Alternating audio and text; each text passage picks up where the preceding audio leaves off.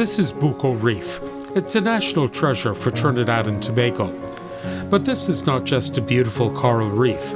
It's a natural resource which provides us with services. Fish to eat, protection from coastal flooding and erosion, as well as recreation and enjoyment. These are all called ecosystem services, and they all have a value that cannot easily be determined. The CReW project recognized this fact and set about the process of resource evaluation for a variety of sites where various wastewater projects were being undertaken. The results of the CRew's implementation of economic resource valuation revealed the value of action.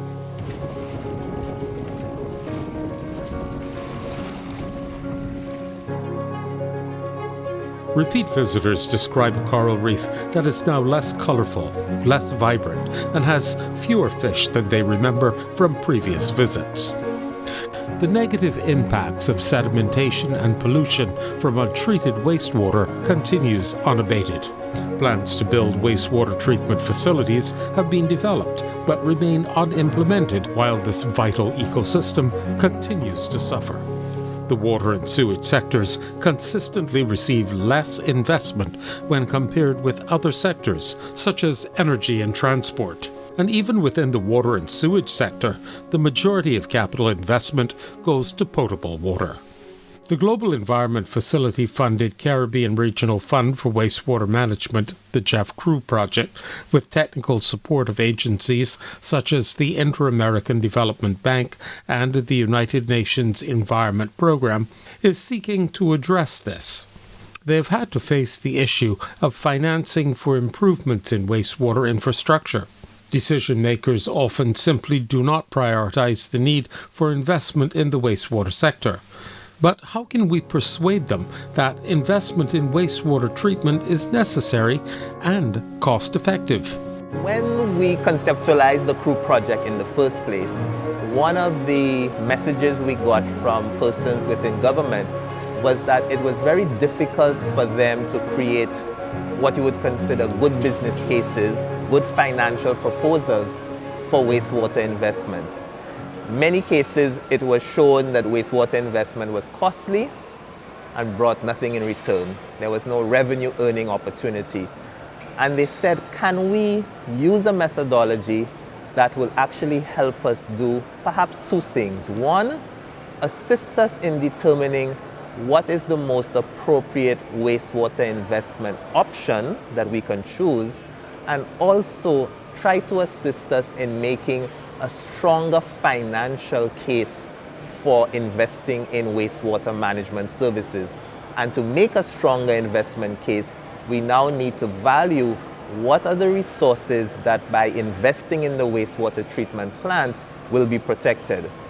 Resource valuation, or some people would call it economic valuation, is a means of quantifying the benefits of something.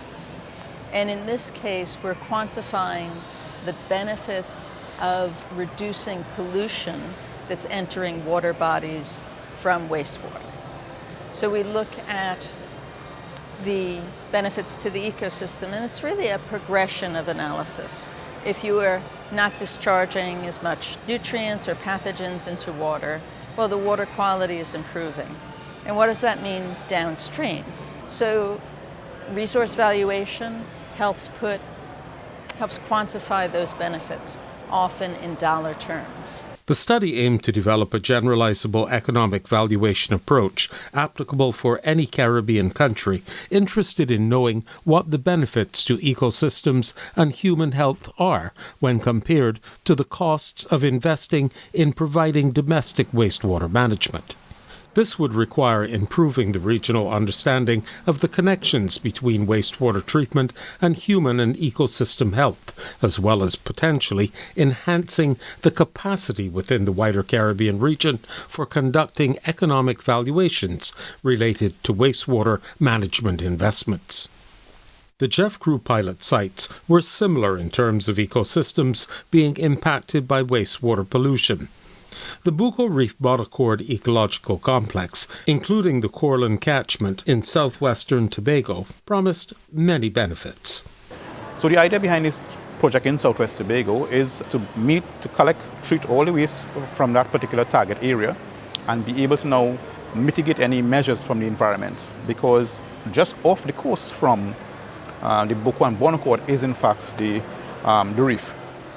Okay, and that coral reef, from all indications, is under stress from land-based pollution, wastewater being one of those sources. In 2011, proposed plans were made for the area, including upgrades to the Bonacord and Golden Grove waste stabilization ponds, and increased household and commercial connections to wastewater treatment infrastructure, including sewerage mains and lift stations. But these were never implemented despite strong public support. This was, however, used as the short to medium-term future wastewater management improvement scenario for the World Resources Institute Valuation Study. The economic valuation approach is meant to be highly participatory. As such, steering committees were established to assist with valuation design, data collection, and dissemination of results. Introductory workshops were held to raise awareness of the study objectives, gain input on data sources and key ecosystem and human health impacts to consider, and help define current and future wastewater management alternatives. Follow-up workshops were also held to share the valuation approach, present preliminary results to raise awareness and request data clarification and conduct further data collection for the pilot sites. Workshop participants included steering committee members and a wider audience of stakeholders with a direct or indirect interest in wastewater pollution issues. The WRI proposed a valuation methodology based on typical economic analyses used by infrastructure decision makers, but tailored for water resource managers and updated to consider ecological and health co-benefits from wastewater treatment. The methodology built on the ecosystem valuation framework established by the World Resources Institute and includes 3 phases. Multi-criteria decision analysis, or MCDA, was used in all 3 locations.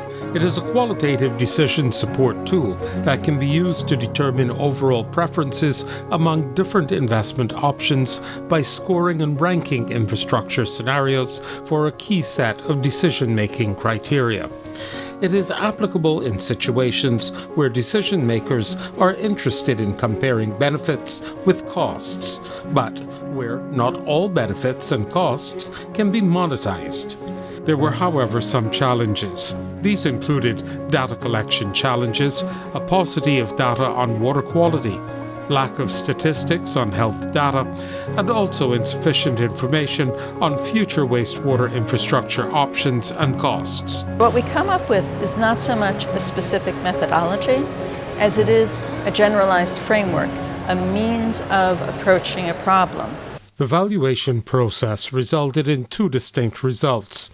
Firstly, a characterization of the situation, that is, a narrative description of current impacts of poorly treated wastewater and how things might improve through the investment in the wastewater treatment technology. And secondly, an evaluation matrix which shows which aspects of the project are of greatest benefit to the local community. In the case of the Bucco Reef pilot, multi-criteria decision analysis exercises were conducted with stakeholders at 2 separate workshops in July 2015, one in Tobago and one in Trinidad. Each workshop considered different criteria and therefore presented slightly different results. Both sets of results support investment in the future scenario, driven mostly by the anticipated benefits in increased wastewater treatment capacity, improved ambient water quality, and to a lesser extent, reduced ecosystem and human impacts. The analysis therefore provided a rough way of looking at and comparing the costs and benefits of the investment. What are the impacts on human health? What are the impacts on natural resources, coral reefs, ecosystems? What is the cost of the intervention? what is in terms of not just the investment cost, but also the operations and maintenance cost. What's the energy considerations for the investment? So the World Resources Institute developed, together with the 3 countries, a standard list of parameters, but where the difference and the tweaking comes in is in the weighting. The benefit to Trinidad in the long run, I think it will do 2 things for us. One, it will assist us in terms of investment decisions investment decisions not only in wastewater, but in other areas where, you need to do a resource valuation. So it will assist us in other areas with resource valuation. And I think it will also assist us in terms of I don't want to say forcing, but encouraging us to collect more data and to understand the need for data collection. Economic resource valuation, therefore, is a tool for better decision-making in wastewater management. When more comprehensive data is available, detailed economic valuation methods and cost-benefit analysis are possible. However, the approach to economic resource valuation developed by WRI under GEF CReW can be used in any country to compare the status quo to different wastewater management scenarios. CReW countries responded well to this methodology. They see its value to decision makers even in cases where data is imperfect or scarce. They understand that it can help those who make decisions better understand what stands to be gained or lost by a particular course of action.